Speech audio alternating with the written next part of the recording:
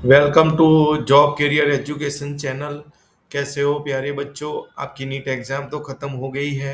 आप अभी relax mode में रहेंगे।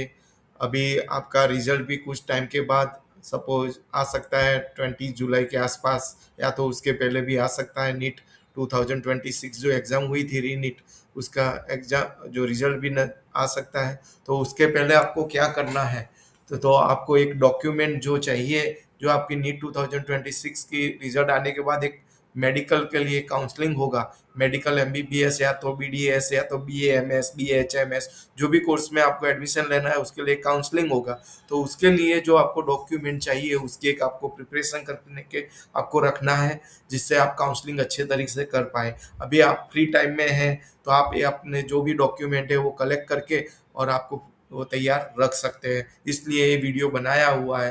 तो प्यारे बच्चों, आप ये पहले डॉक्यूमेंट आपके पास कलेक्ट करके रख दीजिए, जिससे आप अच्छी तरह से काउंसलिंग दे सकते हैं। एमसीसी काउंसलिंग दे सकते हो, state quota, all India quota, सब काउंसलिंग के लिए ये जो डॉक्यूमेंट है वो रिक्वायरमेंट है। तो लास्ट टाइम आपको ऐसा ना हो कि डॉक्यूमेंट ना हो और काउंसलिंग में आपको कुछ इश्यू प्रॉब्लम आ जाए, आपका एडमिशन कैंसिल हो जाए, इसलिए वीडियो बनाया हुआ है। हम ये डॉक्यूमेंट जो है उसकी लिस्ट यहाँ पे तैयार की है। तो सब बच्चों को रिक्वेस्ट है कि पहले आप ये जो फ्री टाइम है उसमें सब डॉक्यूमेंट बना के आपको रखिए।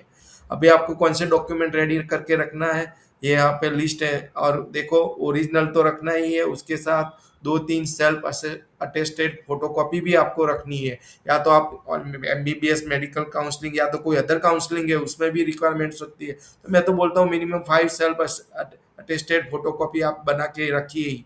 तो सब जो भी काउंसलिंग होंगे आपके 12th के बाद, उसमें आप एक डॉक्यूमेंट आप रेडी रखते हो तो आपको कोई काउंसलिंग में, कोई भी काउंसलिंग, मेडिकल काउंसलिंग हो या कोई अदर कोर्सेज काउंसलिंग हो, तो ये आपको कोई इश्यू ना आए, इसलिए रेडी रखना है। अभी हम बात करेंगे कि जो मेडिकल काउंसलिंग होती है, जो एक ऑल इंडिया कोटा से होती है और एक स्टेट कोटा से होती है। ऑल इंडिया कोटा का 50% सीट रहता है, और जो 85% जो सीट रहती है वो स्टेट कोटा से रहती है।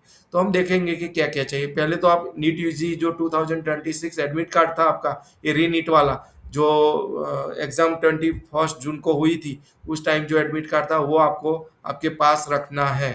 तो ये ध्यान रखना है कि ये चीज़ आपको आपके पास रखना है। उसके बाद न्यू यूजी 2026 का स्कोर कार्ड और रैंक कार्ड जो जब रिलीज होगा तब आपको उसको डाउनलोड करके आपके पास ये भी डॉक्यूमेंट कंपलसरी रखना है। नीट यूजी 2026 स्कोर कार्ड जो रहेगा, जो रिजल्ट आएगा उस टाइम आप एनटीए की वेबसाइट में से डाउनलोड करेंगे, वो डॉक्यूमेंट आपके पास रखना है। और उसको सेल्फ अटेस्टेड फोटोकॉपी भी रखनी है और ओरिजिनल भी आपके पास डाउनलोड करके रखनी है। क्लास 10 सर्टिफिकेट जो मार्कशीट रहेगी आपकी, उसमें जो डेट ऑफ बर्थ उसमें रहेगा ही मेंशन।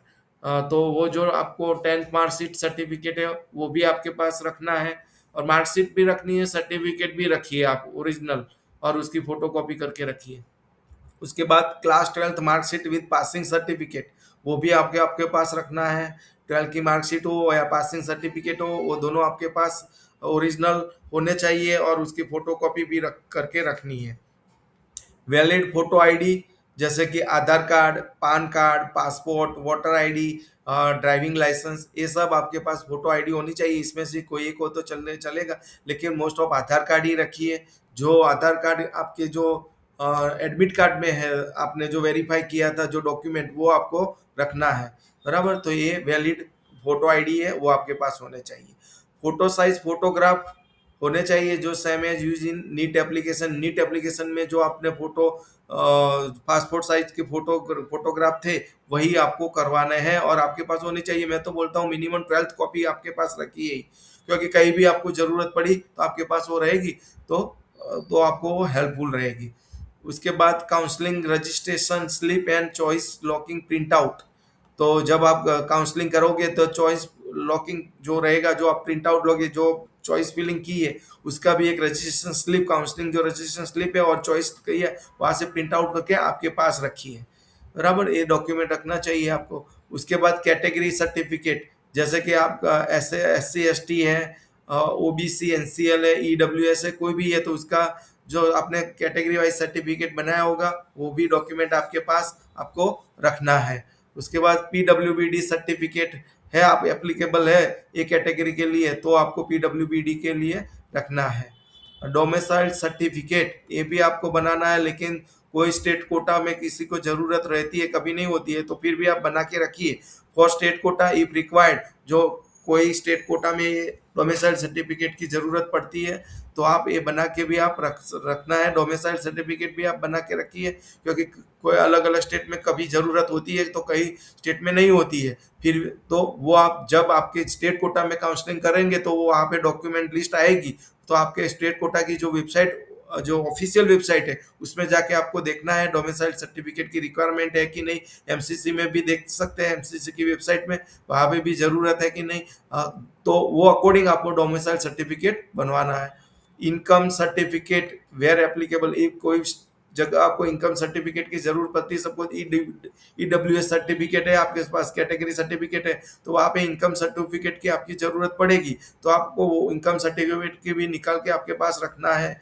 तो ईडब्ल्यूएस इनकम सर्टिफिकेट भी आपको चाहिए। तो जो कैटेगरी में आप है एंड काउंसलिंग में पार्टिसिपेट कर रहे हैं वो अकॉर्डिंग आपको वो certificate category wise caste certificate बनाना है, और ईडब्ल्यूएस है तो इनकम सर्टिफिकेट भी बनाना है। Migration certificate if required by the allocate institute, कोई इंस्टीट्यूट को चाहिए तो आपको माइग्रेशन सर्टिफिकेट तो वो भी आपको बना के रखना है।